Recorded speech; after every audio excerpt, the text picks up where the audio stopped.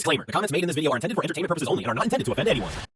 Here we go again. The internet has blessed us with another batch of clips where woke liberals attempt to school the world and end up schooling themselves instead. Let the destruction begin. First up, we've got a classic showdown where woke confidence meets cold, hard reality. Where do I begin, my guy? You got a lot of dip on your chip, and I feel like the way that you coming at everybody else with like, oh, I'm alpha male, like, you know, whatever. Like, you're not used to a dominant woman. I feel like you are, like, it's easy kind of coming to you to belittle women a little bit. I understand where you coming from with everything that you do, and confidence is cool, but like, know the difference a little bit. What you gonna say about my tooth, bro? Why would I want a dominant woman when I'm the dominant one? Can I ask you a question? Go ahead. Do you think you're the prize? I know I'm the prize. You're the prize to the men you don't want. Okay. When you get a man that you actually want, please believe me, we're the prize.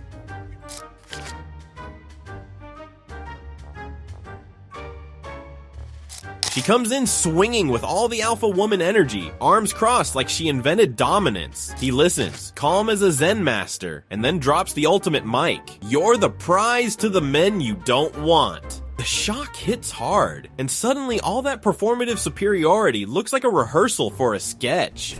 Up next, a liberal accidentally agrees with a MAGA woman after realizing asylum law didn't read her script. Watch how quickly she backpedaled. ICE has detained people at their court hearings. They show up to court, they're following the law, they want to make their case, and then they get snatched up and deported. I understand where you're coming from, but I think the counter argument is that these are undocumented immigrants who shouldn't have been on U.S. soil in the first place. People have every right to make an asylum claim, but they don't have every right to make an asylum claim in the United States. Under international law, you make an asylum claim in the first country you arrive. Yeah. If there are 7 countries between the United States and your country, you don't skip all the 6 countries in between just to pick the United States. Yeah. I actually think that's a good argument. The liberal woman starts with the classic emotional argument, but the moment the MAGA woman cites asylum law, her entire script collapses. Suddenly she mutters, "It's a good argument," like she wasn't prepared for logic to show up today. A rare case of honesty slipping out. Meanwhile, a liberal insists men can get pregnant until biology taps out of the conversation completely. My 2-year-old son came up to me the other day. I went back home to the UK, and he said, "Daddy, I'm going to have a baby." And I said, "Zach, you can't have a baby because you're a boy. You're a man. You can't have babies." And he said, "Well, I'm going to be a girl. I want to be a girl."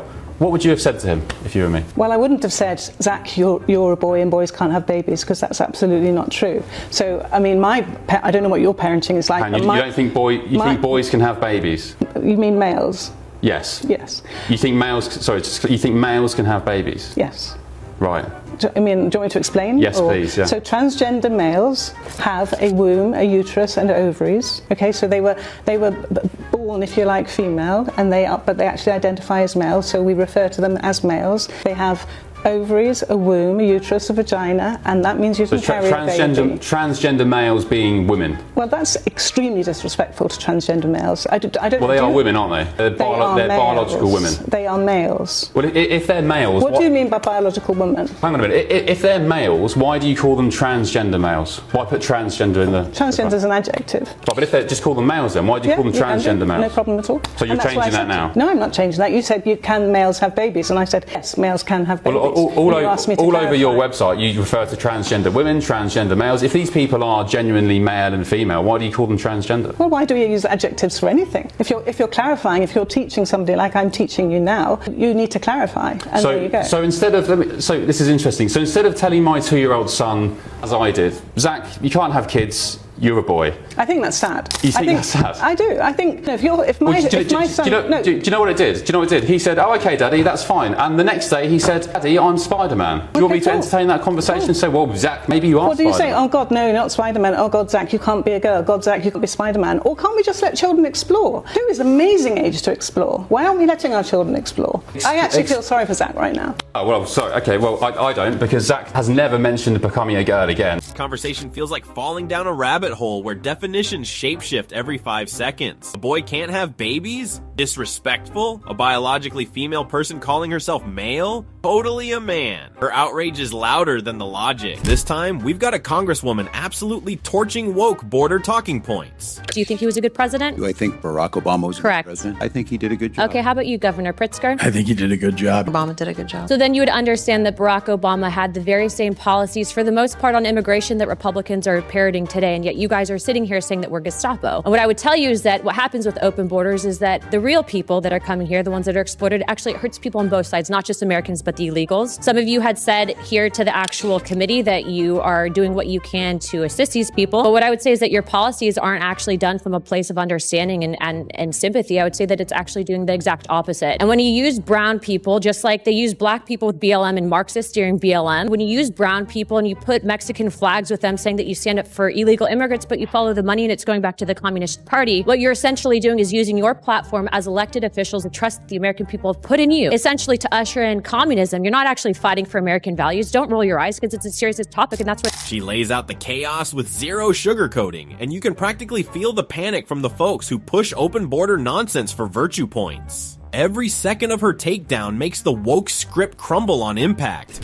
Comping up, we've got a woman laying on the sarcasm thicker than concrete. What I'm about to show you is pretty controversial. They finally surfaced photographs of Donald Trump grabbing up, and I'm disgusted. It's supposed to be the president of the United States, and yet this is what we have. We have a guy that goes around grabbing pussies. She's hyping up some scandalous photos like she's about to expose the end of the world. And then the clip cuts to Trump shaking Gavin Newsom's hand. And suddenly the setup flips because the punchline isn't Trump at all. It's Newsom catching all the heat.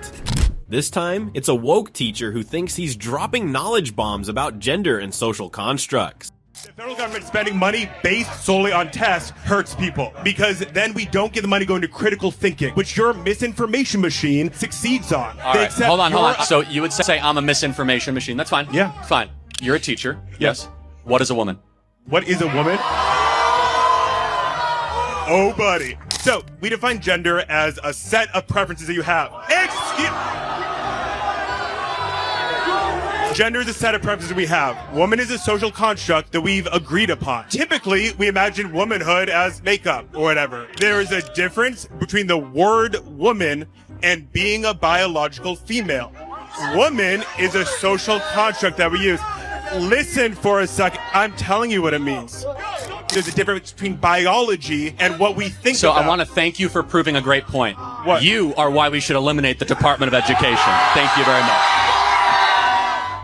He starts talking about woman as a social construct, while the crowd groans and gasps as if they just heard a new language. Charlie Kirk calmly cuts through the chaos, pointing out the obvious, and suddenly the entire Department of Education is on trial. The teacher's big theory collapses under real-world logic, and the crowd goes wild. Here we have Ben Shapiro asking one harmless question and instantly turning a woke feminist confidence into dust. If I call you a moose, are you suddenly a moose? Okay, if I redefine our terms. No, yes, that's right. Men and women are a completely different thing. This is true. Have you ever met a man or a woman? They're completely different. You're a cat. It's not a thing, it's gender. Let me ask you this. Okay, I won't ask you how old. I will ask you how old you are. I'm 22, so I'm probably only naive, right? No, why aren't you 60? Why aren't you 60? Why can't you identify as 60? What is the problem with you identifying as 60? It's not the same as gender, you can't. You're right. Age is significantly less important than gender. You can't magically change your gender. You can't magically change your sex. You can't magically change your age. The second he puts her logic next to basic reality, she freezes like the Wi-Fi went out. She tries to talk her way around it, but every sentence falls apart faster than the last. By the end, she is hanging on to whatever talking points she can grab while he walks circles around her. Now, a MAGA guy politely asks protesters why they never blame Democrats and watches them malfunction in real time. You guys never protest Democrats. And the Democrat Party is destroying your state right now, and you guys don't come out here and protest that. Do you know what the Democrats are doing to Oregon? I'm not a Democrat. I don't have to be a Democrat to be unhappy with Trump. No, for sure. But my question is, and this is I want you guys to focus on this question. Why don't you guys have a problem with what the Democrats are doing to Oregon? Do you realize how horrible Oregon is doing right now with taxes? You're using the phrase "you guys" as if we're all in some block But where's the protest against the Democrats who are destroying our state? Our homelessness is not getting better. Our drug problem's not getting better. Our education is a disaster. We are literally ranked among the bottom. Our kids are failing. Where is the protest for that? Their premium went up 44%. That's Trump. No, listen. You're not listening to what I'm saying. The Democrats are in charge of Oregon. This is the problem. What about the Democrats passing a $4.3 billion new tax bill? See, this is what you guys do. You guys walk away. You can't answer the questions. I just lived here 2 months. I mean, he's giving me more answers right now than you are. She's running. I know, but what I'm trying to say is you guys don't hold Democrats accountable here. I wish you would. I just moved here and I don't know much about local politics. Well, maybe you should, because what the Democrats are doing to Oregon is tragic. It's tragic what the Democrat Party is. And I'm okay that you guys are protesting this. What I'm not okay with is the silence against the Democrat Party that is destroying this state and what they're doing to Oregon. That's your opinion. That's not my opinion. It's fact, actually. I just named off. Okay, so what's an opinion about kids failing? Let's talk about homelessness. Okay, let's talk about that. What would be your solution for the problem of homelessness? Not what they're doing now, which is just decriminalizing drugs and just allowing people to just go unchecked and rehab. Nope, these homeless people. I worked next to the homeless for years. Okay, I know these people. What would you do? We have to have a balanced approach of compassion, but also holding them accountable through the law. How? So if the homelessness, open drug use in Portland and camping hurting businesses, we rehabilitate them through the justice system. That's what's worked before. Private prisons. Not private. I didn't say private prisons. I said. So you're putting words in my mouth because you want to prove yourself right. You're not listening to what I'm saying. Because our homelessness, Portland State University just did a study that homelessness has gone up 67%. Do you guys not care about that? You just asked me about that. You must. The reason is just because. No, that's because we're decriminalizing drugs. That's not because of the economy. That's because the solutions that the Democrats keep giving don't work, and you guys don't say anything. Where's your side? You asked me a question, but then you didn't listen. Go ahead. Sorry. Go ahead. My answer is that when you increase supportive services for the homeless, more homeless come to the area. The MAGA guy brings real issues: homelessness skyrocketing, failed policies, actual experience helping people, and the protesters respond with blank stares and buzzwords. One even suggests supporting homeless people creates more of them. Incredible. When ideology replaces thinking, compassion becomes a math error. Now for a street-level lesson in woke reality getting shattered. I'm not gonna lie, I appreciate you guys so much. Thank you. You guys are saving more women for me. The young man starts out friendly, complimenting the green-haired activist like everything is fine. Then he drops a twist and suddenly all that performative virtue collapses. The smile disappears, awkward laughter ensues, and everyone watching knows the woke energy just got politely but completely destroyed. Up next is a perfect snapshot of what happens when woke talking points meet real life. So you do believe we should open the border? Immigrants flowing into the United States is a net benefit for the economy. Would you house an illegal immigrant? Yeah. We have Juan here who he needs a home. Yeah. I'm not going to house anybody. You say hello? Oh, No. It's opposite day, so it means yes. I'll say good evening. The old guy starts off sounding like a walking billboard for open borders, but the second he's asked to put any of that into action, the brakes hit fast. All that loud virtue goes whisper quiet, and he slips away with the kind of exit you only see when someone's worldview folds under its own weight. Here comes Vivek Ramaswamy schooling the next level clueless. It's about your civic duty to your country. And I think that part of what our founding fathers envisioned is we had voters who actually knew something about their country. You know, every legal immigrant who comes to this country has to pass a civics test before they can vote. Frankly, the sad truth is most voters would fail that if they took it today. That would make our founding fathers roll over in their graves. And so I think that we got to get beyond this idea that we're some kind of direct democracy. He lays out basic civic facts, talking about voters knowing their country and passing a civics test before voting. Meanwhile, the young liberal in the split screen just stares blankly like this is a foreign language. By the time Vivek mentions most voters would fail today, the contrast couldn't be clearer. Coming up, we've got Brandon Tatum delivering a reality check so heavy the woke crowd could file it as emotional damage. There are dangerous, evil people in this world. And when that dangerous, evil person comes to your front door, force entry into your house with your children there, who are you going to call? You're not going to call the politicians. You're not going to call the activists who are out here defunding the police. You're going to call a man or a woman who's sworn to uphold the law wearing a badge. They're not gonna be cowardice. They're not gonna turn away from you because of your race or because of what you look like or because of your past mistakes. They're gonna come into your house and they're gonna protect you with their whole life. No matter what the consequences are, no matter if they never come home to see their family, they're gonna be there for you. I made $40,000 a year. I didn't do it for the money. I did it because I love my community. You couldn't pay me enough to put my life on the line. You can't pay me enough to have to worry about not coming home every night to my children. You owe it to America to explain what part of the police department you plan on cutting.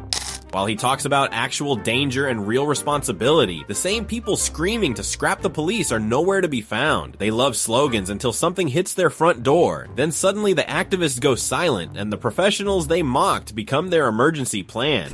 Now check this clip from ASU where two students are confronted over a Police Lives Matter sticker. What did I do wrong? You're offensive. Police lives matter? That's a job. You can choose to be a police. I don't choose to be black. We've got a Police Lives Matter sticker and we're getting kicked out. You're making this space uncomfortable. Uncomfortable. But you're white. Do you understand what a multicultural space is? White's not a culture? No. No, it's not a culture. Say it again to the camera. You think whiteness is a culture?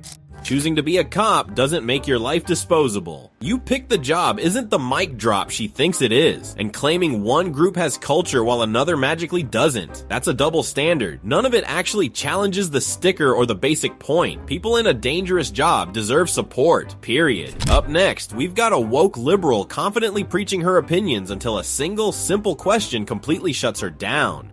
You haven't seen this? No. That's him! Holy. Why are people here screaming Viva Mexico, but they don't want to live in Mexico? Wait for it. I actually don't want to answer your questions. She starts off thinking she's got all the answers, then freezes mid-thought when asked why people cheer Viva Mexico but don't want to live there. Her lip-biting hesitation ends with a sheepish refusal to answer. It's not actually embarrassing. Wait, why are you against, wait, hold up. Why are you against people having a different ideological viewpoint than you? I'm not against it. You're a fascist! Fascist! Fascist! Wait, why are we silent? Can you let her speak, right? That's fascism. That's literal fascism. That's literal fascism. That's literal fascism. You wanna go on this one? Are you gonna let me talk? You're on an overly liberal. She wanted to talk. Hey, you ever heard of free speech? Yes. Yeah, we You heard of the First Amendment? Yes, we do. This is it right now. Oh, God. No one wants to listen to your speech. So walk away. You got AirPods on. Walk away. Walk away. Instead of having a mental breakdown, walk away. You have the freedom to do that. The campus Wokey treats opinions like contagious diseases. Just being near one might ruin her worldview. Meanwhile, the MAGA guy offers the wildest, most dangerous idea ever. Let people think differently. She rejects it instantly. Imagine being this allergic to other perspectives. Next, a woke knight lectures a conservative woman on real men, but forgets she brought logic to the duel. I will say, I will compliment you. You're a very pretty mouthpiece, all right?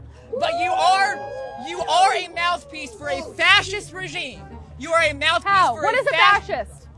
Let me speak, please. All Go right. Go ahead. You are a I'm not a mouthpiece fascist, so for I'll let you speak. You think that I just really want to control women's bodies? Yeah. So I remember. I want to ask again. I want to ask the crowd again. All the men in the crowd here. A real man stands up for social justice. A real man defends children and the women from being slaughtered by abortion. Let me get this straight. You are a man coming here and saying that you're pro-women and I'm anti-women, and you're calling me a pretty mouthpiece, and you claim to be the side of women?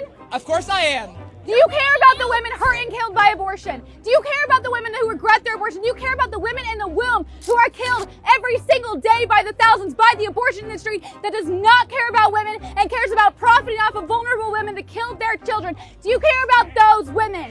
What about these women in the womb? What about them? I care about the women in my community. Do you care about them? I care about her and her and her here. Do you care about the ones that were hurt by abortion? What do you mean by that? There are so many women that regret their abortion. I had a girl come up to me crying after one of my tour stops saying that she regretted her abortion, that she has suffered for years in silence and has been told that she should feel empowered by it, but that she is hurt by it. Do you care about those women? Do you care about the ones hurt by abortion? Absolutely I do. And you know what? Hey. I'll give you that one, all right? Women regret abortion. This guy lectures a woman on women's health while ignoring the small detail that unborn girls exist too. He demands real men care about women, but somehow not the ones in the womb or the ones harmed by abortion. It's activism powered entirely by selective compassion and zero consistency. Next, Damon Imani witnesses a liberal praising apologies while forgetting she helped create the mess. I will tell you, I was shocked when she was here. I thought, maybe a pod person was sitting here and Marjorie Taylor Greene, the real one, was in somebody's base. But I give her credit for saying, I took part in some of that toxicity, and I apologize. Absolutely. That takes a big person to do that. Well, look, some of Marjorie's criticism of the administration, like the Israel lobby and the Epstein files, is reasonable. That being said, her, a Republican, apologizing to the same liberal media that for years slandered and vilified the Republican Party, the Republican president, the Republican voters is objectively insane. And you saying that you give her credit for apologizing for taking part in the toxicity. You created the toxicity by time after time comparing Trump and his voters to Hitler, Nazis, and fascists. So let me ask you, when are you going to apologize? So this woman praises Marjorie for apologizing to the same media that spent years torching her party. Damon Imani hits the nail on the head. Why applaud someone for feeding the wolves? If anyone owes an apology, it's the people who lit the fire in the first place. Then Damon Imani crashes a celebration by reminding everyone that redefining marriage was only the first stop on the cultural roller coaster. The Supreme Court just turned down the request to consider overturning, saying they said, no, we're not doing that. We're not going there. So thank you, Supreme Court. I say this to you guys all the time. Yeah. Sometimes they do stuff I love, and sometimes they annoy that. Yeah, we're even having this Congratulations. conversation in 2025 blows my mind. It is insane. Well, the reason these conversations are still alive is because common sense is still alive. Look, marriage is a religious institution. In the Christian worldview, which shaped the entire West, it is a patriarchal, God-ordained covenant between a man and a woman oriented toward procreation, family, and societal order. Now, they decided to undermine this entire framework and redefine it for unions, symptom of feminism, by the way, a symptom of secular humanism and cultural suicide that erodes the nuclear family and Christian ethics, which, by the way, has taken us into this slippery slope of moral relativism like transgenderism, prostitution, and outside wedlock. Now, with that being said, the reason people push for marriage is ultimately for government benefits. Okay? That's why I don't think government should be in the business of marriage at all, because they have hijacked a religious institution and turned it into a welfare program. They cheer the Supreme Court, but Damon Imani reminds them what they're actually cheering: the unraveling of an institution rooted in faith. He points out how changing definitions leads to that modern buffet of anything goes ethic. Now check this out. A woke college student confidently dropping a fact about voting power and getting hit with reality so fast her brain doesn't know which way is up. It takes at least 5 black voters to get the same amount of voting power as one white voter in Texas. What? It's a fact. Black people have the same voting power as white people in America. Well, obviously, but with the districts and stuff. Every time she tries to save face with obviously but the districts, she just digs the hole deeper. The guy calmly drops the truth, and suddenly all her complicated excuses disappear faster than her confidence. Here comes a classic Piers Morgan taking on a woke activist who thinks calling everyone a bigot is clever. You said white people are racist due to socialization in the same way that men are socialized to be sexist, heterosexual people are socialized to be homophobic. You are calling straight white guys like me a series of offensive stereotypical labels, which I find very offensive. Instead of taking it personally, please think about how to be part of the solution. Why don't you think about being part of the solution? I am part of the solution. You're not. You're causing more division. I'm not causing more division. You're basically causing more division. Here's, by speaking by about... telling all white people they're racist. Let me speak. You don't think women can be sexist? I don't think that women can enforce misogyny. What a load of nonsense. No.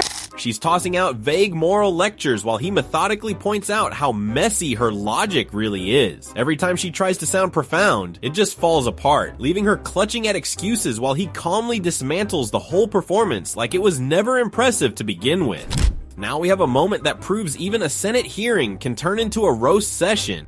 President Trump's tax on these judges has made for some major risks for these judges. I would ask you, Mr. Panuccio, as a partner in a law firm, have you ever taken to social media to personally attack a judge who ruled against you? Well, let me just give you a quote. I want to tell you, Gorsuch, I want to tell you, Kavanaugh, you have released the whirlwind and you will pay the price. You won't know what hit you if you go forward with those awful decisions. That was something that Senator Schumer said, and I thought it was awful, and it unleashed a wave of violent threats against Supreme Court justices. I do think that problem.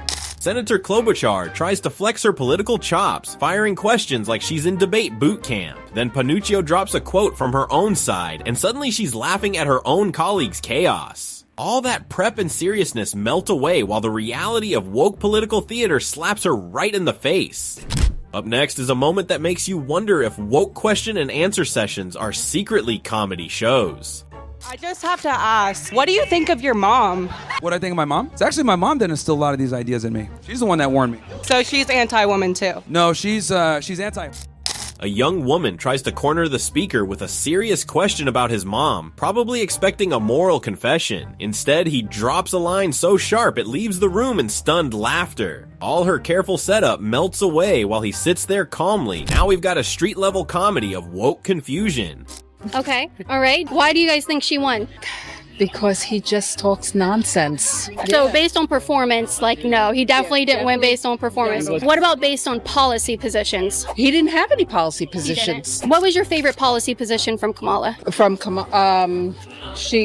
our group is walking away. Sorry, they know where we're going. I would have had this whole conversation. yeah. Okay. The people who are known for like looting and destroying things, and they're like, gimme, I'm a pirate. Of course they support Kamala. The interviewer asks for policy points, and the woman confidently claims Kamala wins because Trump talks nonsense. Then she freezes like reality just hit her. Can't name a single policy and walks away mid-answer. Take a look at this. Pure woke confusion meets cold reality. Women are coming, or people with uteruses, I should say, are coming here. Well, first of all, how do you know how I identify? How do you know how I identify? Have you asked me my pronouns? I haven't, actually, sorry. Okay. So you assume I don't have a uterus? Well, I'm saying people with uteruses. What about me looks like I don't have a uterus? I'm just saying, do you have one? Do you see how your leftist, unbelieving worldview has just collapsed? Oh, how? Yeah, because your challenge is if people don't have uteruses, they shouldn't have anything to say. No, I'm saying that they... Let her do what she wants. Do you think I have a uterus?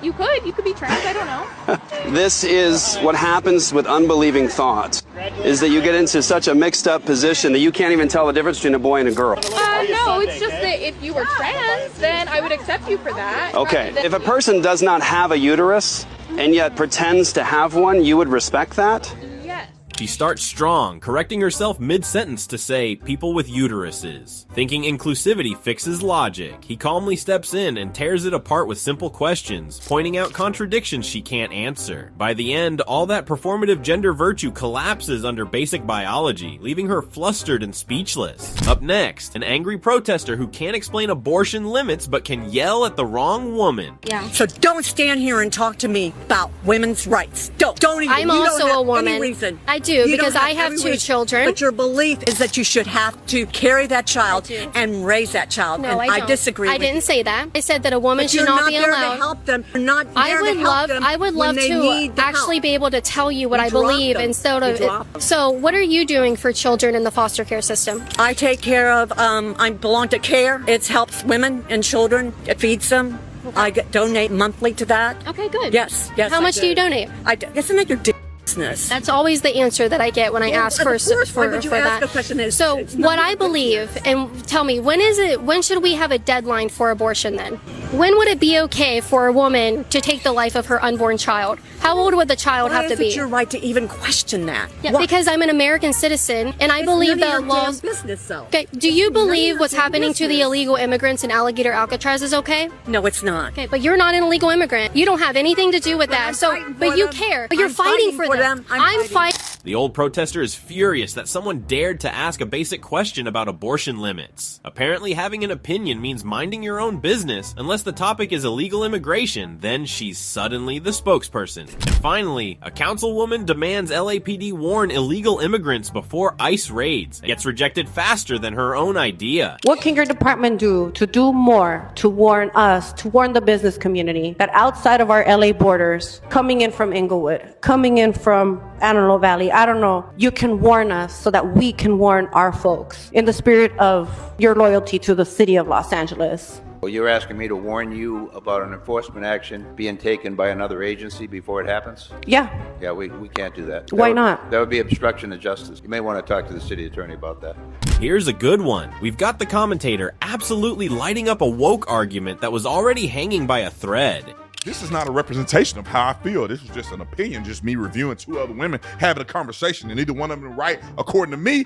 I just want people to listen so that they can figure out which one they believe. Is that not fair?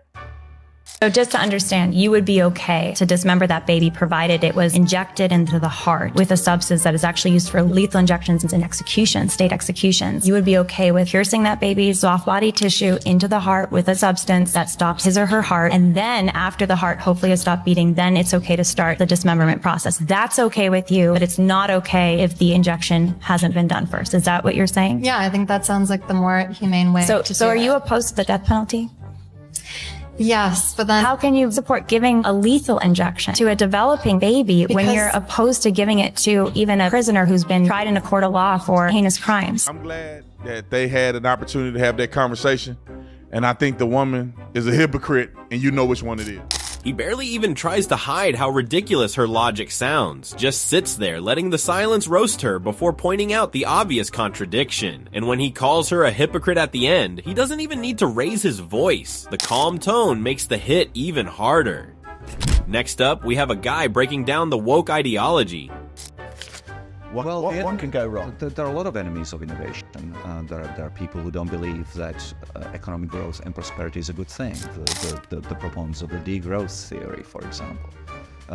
Then you have bureaucracies which may not necessarily want to kill off growth, but they will do so simply through the natural expansion of their powers and how bureaucracies function. Wokeism is a great enemy of innovation and of progress because it has a chilling effect on freedom of speech. And freedom of thought.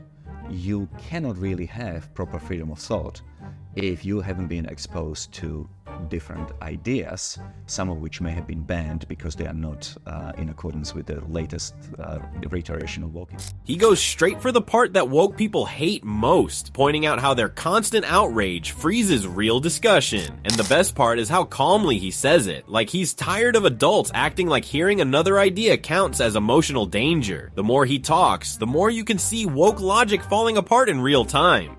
Now check this out. We've got a blue-haired activist confidently preaching universal dignity. You don't care if they're the worst criminal in the world and they have raped and children. They're okay? I believe that they are human beings and that they deserve dignity just as everybody else. I don't care about the dignity of child who have made my country unsafe. You're a very sad individual. Why? Sweetheart, you are the one with blue hair right now, a whole adult standing outside of a detention facility calling people these in 2025. This interviewer pushes back hard, calling out the absurdity of defending child rapists and criminals. Her roasting hits with precision, leaving the activist stammering and speechless. Let's see what's going on in this one, where we've got a chaotic protest moment. Donald Trump has got to go! Hey, hey! Ho, ho! She's gonna eat it! Did you say to me? You know I carry, right? You've got the usual woke yelling about Trump, screaming slogans like auditioning for most outraged citizen, and then one little jab sends the whole thing crashing. The switch from performative confidence to panicked chest puffing is instant. Here's another moment coming your way. We've got a Wild Street challenge. I just want to do this, but like hypothetically, how many guys do you think you could get with in a day if you wanted to? Millions. Infinity. Yeah. Infinity. If I wanted every single one of these guys, I could have them. Right? Anybody. So if a guy came over here, you asked, you think he would say yes? Yes. There's no doubt. 100%. No doubt? No doubt. Y'all down to test it? Yeah, why not? They were saying, would you hook up with any two of them? if you weren't married? If I wasn't married? Yeah. Oh. Why not? Because I'm gonna marry her in the future. Okay, how about you? Would you sleep with us? I personally, no, I wouldn't. Why? Not really my type. Yo, my man, real quick, you have a girlfriend? I'm single. All right. Ah, they ran. They ran. Two women are confidently claiming they could get any guy they wanted, talking infinity like it's nothing. The interviewer flips the question on the men, and the responses are gold. One guy says, "No, I'm not gonna marry her," and another, "Not my type." The women immediately run off, leaving the whole scene hilariously exposed. Next clip, a liberal tries to explain Trump's underlying crime without actually knowing the underlying crime. You cannot reason with this level of nonsense. So you want accountability for criminals? Yes. Then why would you support a 34-count felon? Trump was not legitimately charged with any crime. That's your opinion. It's a fact. Did he not make up and falsify business records? Who was accused of it? He didn't break the law. Perhaps, so maybe. in your opinion, perhaps maybe a... No.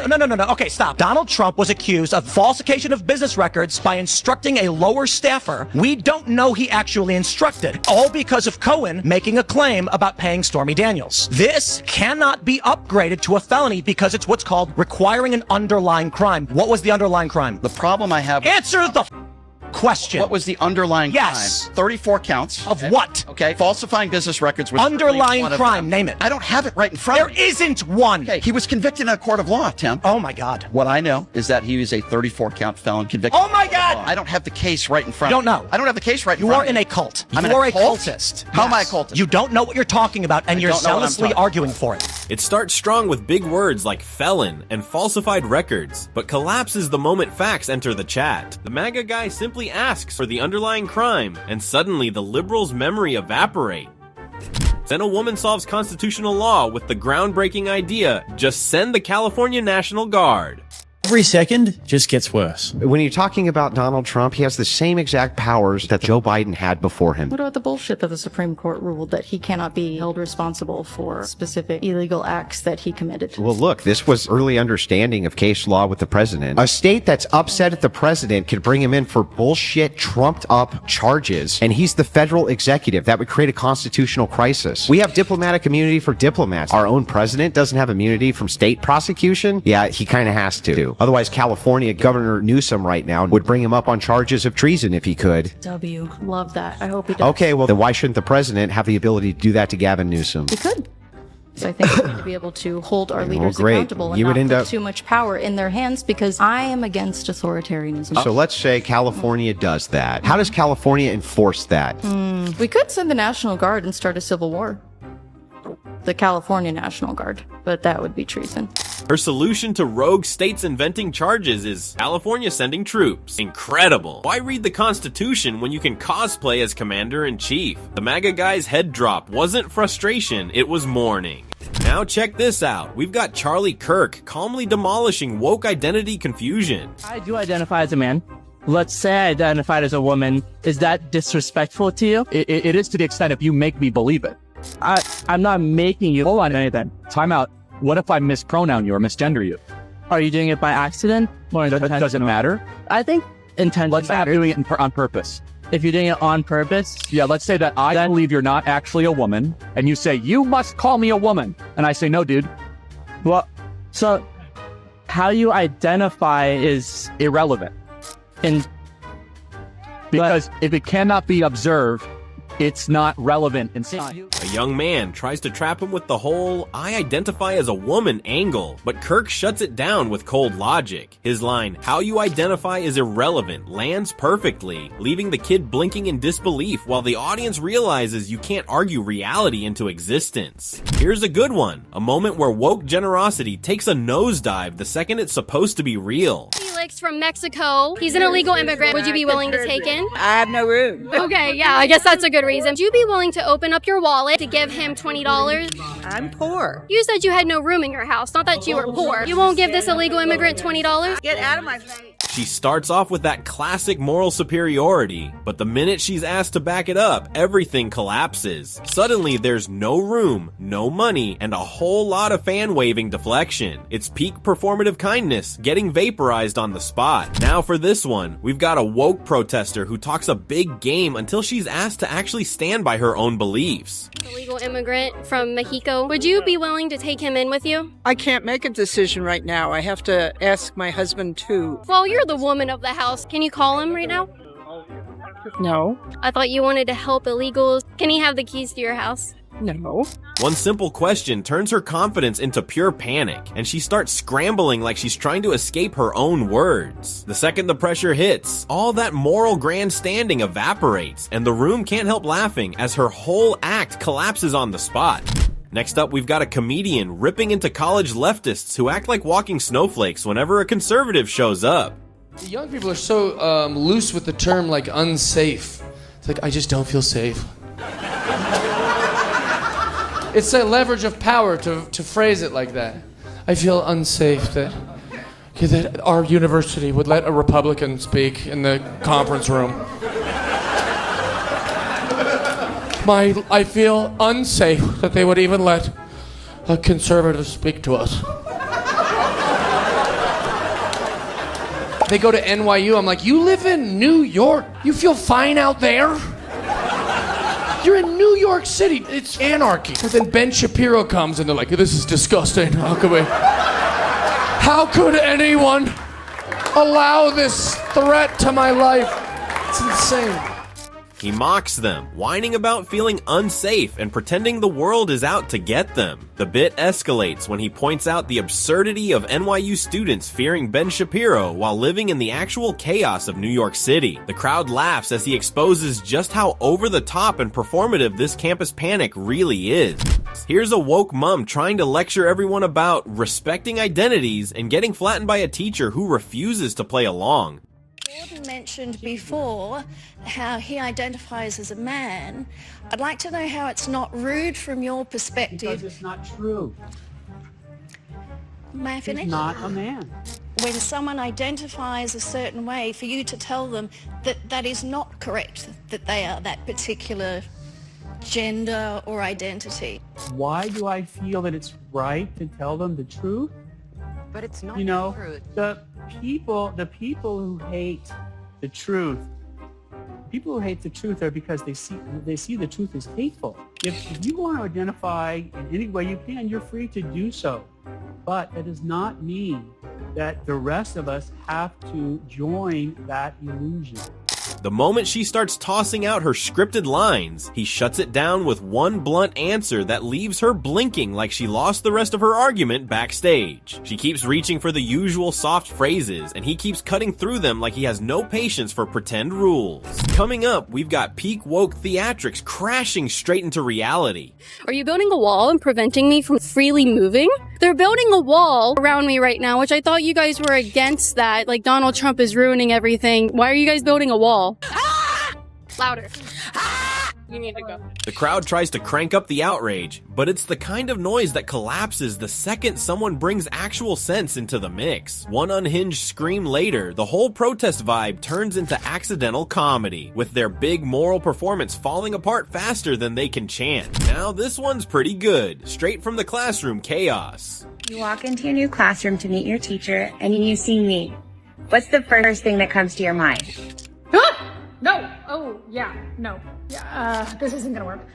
Kids, back in the car. Everybody, no. Get your bag back in the car. We gotta go. The teacher shows up like a rainbow explosion of enthusiasm, smiling and waving like everyone's best friend. The mother's reaction instantly hits full panic mode, eyes wide, backing away, muttering, nope, get the kids out of here. All that performative woke energy meets cold, unbothered reality, and it collapses instantly. Next, here's a masterclass in calm logic crushing woke theatrics. I stated biological facts, and you have a problem with me stating biological facts. And the facts that I stated is for a man to have sex with a trans woman, he would be having sex with a biological male, which is...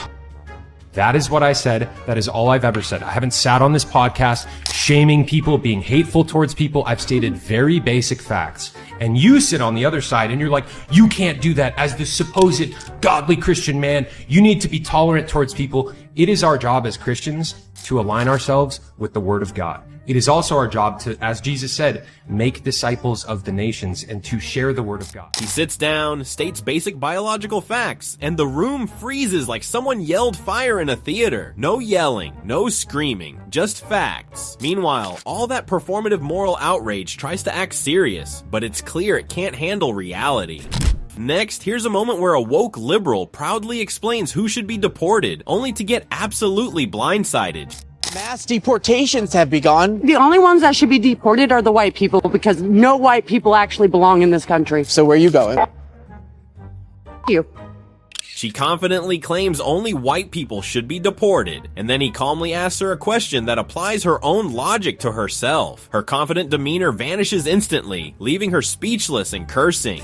Now check this out. A man completely dismantling woke reporting with cold, hard logic. Musk gave 7 specific examples off the top of his head of where the corruption and fraud were. He was talking about a contractor that had a 3-month contract. He was paid for 20 years. He was talking about welfare benefits that were being paid to someone that was technically 150 years old. He doesn't present any actual evidence. Well, he's standing there in the Oval Office. Do you expect him to come in with 10,000 pages? First, he drops 7 examples of corruption, each one more ridiculous than the last, and the reporter demands evidence, like it's some kind of magic spell. The reporter acts like hearing logic is some kind of trauma, because apparently admitting reality is optional when woke takes the stage. Here's a 12-year-old stepping up to the school board and calmly exposing woke double standards. I never thought that the shirt I wore to school on March 21st would lead me to speak with you today. I was told that I would need to remove my shirt before I could return to class. What did my shirt say? 5 simple words. There are only 2 genders. I've been told that my shirt was targeting a protected class. Who is this protected class? Are their feelings more important than my rights? I don't complain when I see pride flags and diversity posters hung throughout the school. I feel like these adults were telling me that it wasn't okay for me to have an opposing view. Your arguments were weak, in my opinion. I know that I have a right to wear a shirt with those 5 words. Even at 12 years old, I have my own political opinions, and I have a right to express those opinions. This right is called the First Amendment to the Constitution. He points to his controversial shirt, hints at basic facts that apparently offend some adults, and questions why certain displays at school are totally fine while his opinion gets flagged. With a composed and confident tone, he puts wokeism on blast, leaving the adults stumbling for answers. Next up, a woke feminist confidently laying down the rules on who's allowed to speak. Anyone who hasn't experienced racism shouldn't say anything about it. Full stop. 5 years in a black 100% neighborhood, happened. I got in a fight every other day for it. Okay, but that's... Because I had red hair, they called me Rooster. I literally got in fights every day. So you got bullied. Ooh. That's not racism. Exactly. Oh, it's not. It's discrimination based on what he looks like. It's not. That's exactly what racism is. No, because he wasn't oppressed. We were the ones that oppressed, so you can't call that racism. How are you oppressed? No, but I'm in 2023, how are you oppressed? Because I got news for you, honey. If you had a skill set that was worth something to somebody, you would be the richest here. I have a lot of young black men that follow me. There's no on earth I'm gonna let them believe that they have a lesser chance than anybody else if they just work their ass off. Bro, looking at racism is for broke people. No. It's not insulting. You lead with it. Get a new identity. I'm a black girl. What? You're so much more than that. You're so much more than that. She immediately scrambles to downgrade what he said so it fits her script, because nothing terrifies woke activists more than someone breaking out of their boxes. The moment he questions her oppression routine, she's clinging to buzzwords like they're life support. Meanwhile, a protest grandma who came armed with 1 word, fascist, and 0 follow-up. Why are you out here today? I'm We're conservative, but we're just asking people why they're protesting today. Well, because the Supreme Court is essentially stacked by a fascist president. It's called Donald Trump. What should we do about it? Overturning, get him out. Okay, get him out. Impeach him or get rid of him? Absolutely. But, impeach him again and again and again. Get him out. He's dangerous. He's a fascist. He ticks off all the boxes of fascism. Okay. Well, what about the fact that you guys can protest like this today? If he was a fascist, wouldn't he shut it down? Don't you know that he instructed the U.S. military to shoot previous protesters in his former administration in the legs? Do you not remember that? I don't think he's doing that. You guys are protesting right now. I think we're trying to stop him. Do you think the Democratic Party is going to be able to depose him? With some help from a lot of people becoming aware of what's going on in this country. Is the Democrats doing a good job? Like, who do you think's the leader of the Democrats right now? We're working on it. It's always inspiring watching someone protest a crisis they can't explain. She declares the government fascist, Trump apocalyptic, and the courts corrupt, then freezes when asked who should run the country. Apparently the plan is still in progress, along with the reasoning behind her sign. Then we meet a woman who chooses illegal immigrants over homeless veterans because math and morality apparently took the day off. Protect illegal immigrants or protect homeless veterans? Illegal immigrants. Why? Because America was built off illegal immigrants and immigrants coming into this country. And I feel like they should have rights too, just like everybody else. But they're illegal. Well, there's a system to get them legal, so there's still people at the end of the day who treat everybody with respect and care. They're nothing different than you. The veterans fought for the country though. Yes, but your homelessness is not something that other people should be paying for, and, you know, manage your money correctly and you won't be homeless. This woman's moral compass spins faster than a ceiling fan. Illegal immigrants? Absolute priority. Homeless veterans? Manage your money better. Amazing how empathy becomes unlimited for people who just arrived, but hits a brick wall the moment it's someone who actually served the country she's standing in. This time, Michael Knowles lays out the chaos of woke gender ideology and the excuses that never seem to end. Whenever you ask a transgender activist to explain even the basic premise of the movement, is they'll immediately say, well, who cares? Why are you so obsessed with this? I'm not obsessed with this. I'm not the one who started sending men into the women's bathroom and taking away their trophies and castrating kids. I'm perfectly happy with the way things have worked for thousands of years. What is the premise of your movement? But they always deflect from that. They always withdraw from the debate. They always try to change the subject because there is no answer. So you ask me, why do you even care? What's the purpose of knowing someone's biological? Well, for starters, because we have civil rights specifically for women in the United States. We have special bathrooms for women, we have special sports leagues for women, we have all sorts of special places and rights and privileges. So if now some men, people who at the very least appear to be men, are claiming a right to go into those women's bathrooms, then we either have to abolish all of the special rights and privileges that have existed for women for all of human history, or they need to explain to me how those men are actually women. He calmly points out that when you ask the basic question, the activists immediately deflect, change the subject, or act offended. Meanwhile, he highlights the very real consequences: men in women's bathrooms, boys taking girls' trophies, and confusion that's supposedly progress.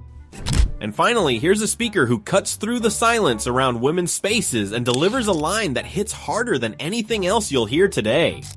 Men in women's spaces now, what effect do you think that's had on women and their sense of self and their sense of dignity? And I ask that question, and particularly here in an American context.